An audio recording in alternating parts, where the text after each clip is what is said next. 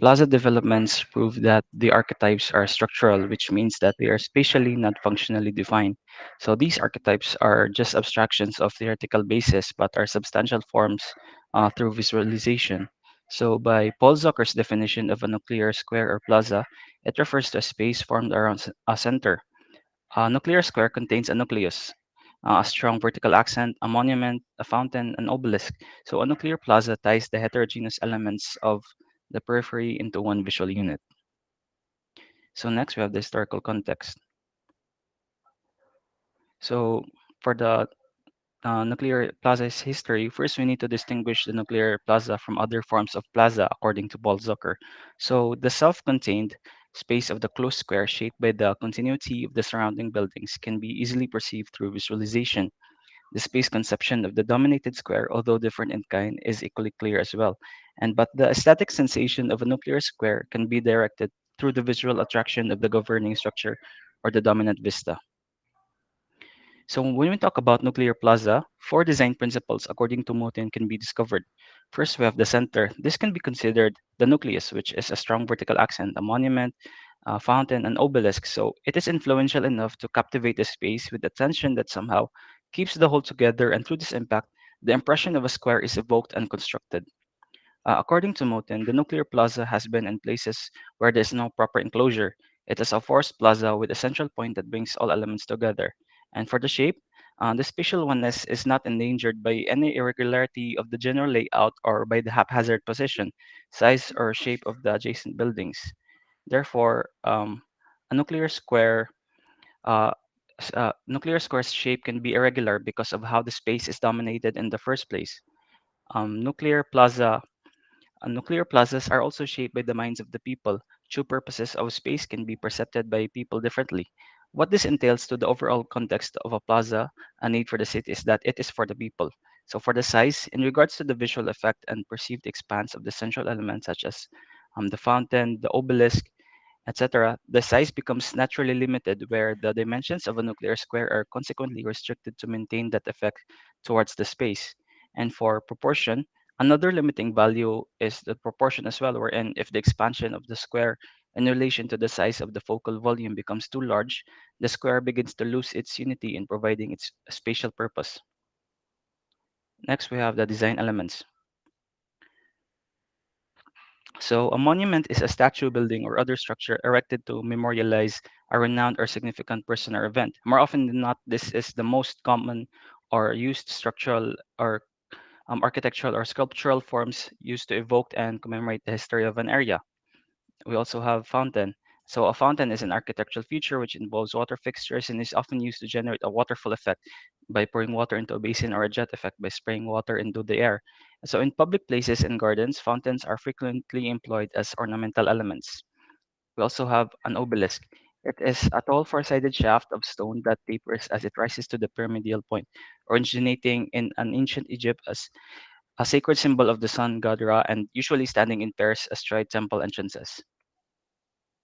We have now examples.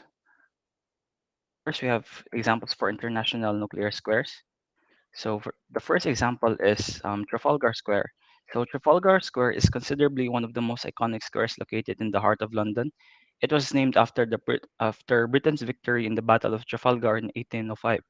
Although it was the British who have won, war hero Admiral Lord Horatio Nelson was killed during the battle, and Nelson's contribution was remembered with this centralizing element, which is the Nelson's column.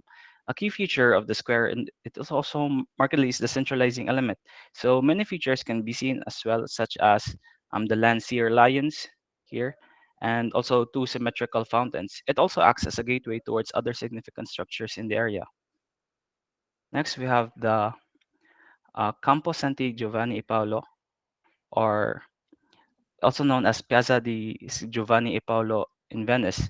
So Andrea del Verrocchio was an influential Italian sculptor and artist who worked at the court of Lorenzo de' Medici in Florence. It was in 1478 where he produced his most famous work, which is an equestrian statue of Bartolomeo Colleoni.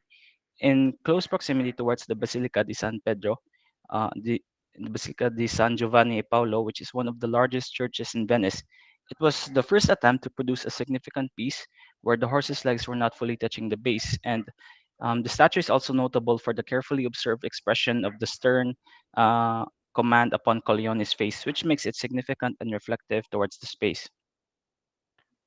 So next we have Piazza Navona. Piazza Navona is a public open space in Rome, Italy. The space is known for showcasing several art masterpieces by well-known artists such as Bernini and Borromini, which makes it one of the most important Baroque squares in the world. It is where the Fontana dei Quattro Fiumi, or Fountain of the Four Rivers, with its 60-meter high obelisk, can be discerned.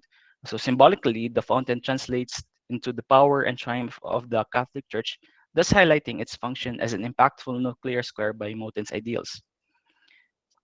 We also have local nuclear squares, for example. So firstly, we have the Plaza Rizal. So the Pasig Rizal Plaza is a renovation of a 2,500 square meter plaza that was redone several times after the old original plaza was damaged during the liberation of Manila.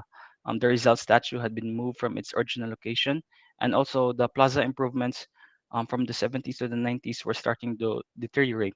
The project is noteworthy because it is an example of a civic landscape in an open space that aims to improve a sense of place and connectivity of a city. Next, we have Plaza Mariones. Plaza Mariones, which is part of the Intramuros complex, is one of the three major plazas in Intramuros. The centralizing element found within the plaza, which is the fountain, is one of three fountains that have been put across the plaza itself, which is surrounded by trees and types of seating. So the middle area of the plaza, which is surrounded now by paved roadways, has flora and different palm trees that imitate the 19th century garden design.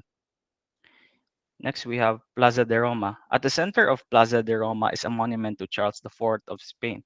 So a fountain surrounding the monument was subsequently erected in 1886. However, it was the monument that highlighted the plaza's function as a nuclear square. And during the Spanish colonial times, the plaza was the Plaza Mayor of Manila and was thus considered the center of the city, with bullfights and other public events being held in the plaza. So, in conclusion, all of these examples highlight the true nature of a nuclear square. It is not just because of their means to utilize different centralizing design elements into the space, but also how it has the capacity to captivate the civilians in the area and fulfill the function of a nuclear square. Lastly, we have the planning principles. First, we have the centralizing element. This refers to the application of an architectural feature that is able to dominate and interpret the context of a certain place, which is useful in many places, full of history and significant places and structures. Next, we have wayfinding. So wayfinding, this principle assists pedestrians in gaining access to the many places within a space, decreasing stress and enhancing efficiency. This highlights the plaza's function as a meeting place, a place of refuge, and also as a place for a center and a portal. Here, next we have commemoration. So nuclear plazas help us to know about our past. So more often, they are prestigious to our country and its history. The obelisks, monuments, and other derivative sculptural forms embody the symbolic history of a place. Lastly, we have public participation. So much like our history, the plazas are visited by the people of today to express the voices of the masses through different forms such as petitions, celebrations, and protests. And it is only through the use of the nuclear plaza where we are able to interpret or to commemorate these types of activities, which doesn't only distinguish the plaza as a gathering place, but also a place of public expression. So that is all, sir. Thank you. Very good, very good. I especially love that you put in local examples, so it's very easy to like discuss the idea. I think also from the previous group, the external point was very sort of hard to find examples for, but the book should have something. And even for me, I'm not an ex. I still got the definition of the nuclear plaza wrong. For some reason, I thought of nuclear as the time period and not nucleus, which was the actual name. But very good, what they call this presentation.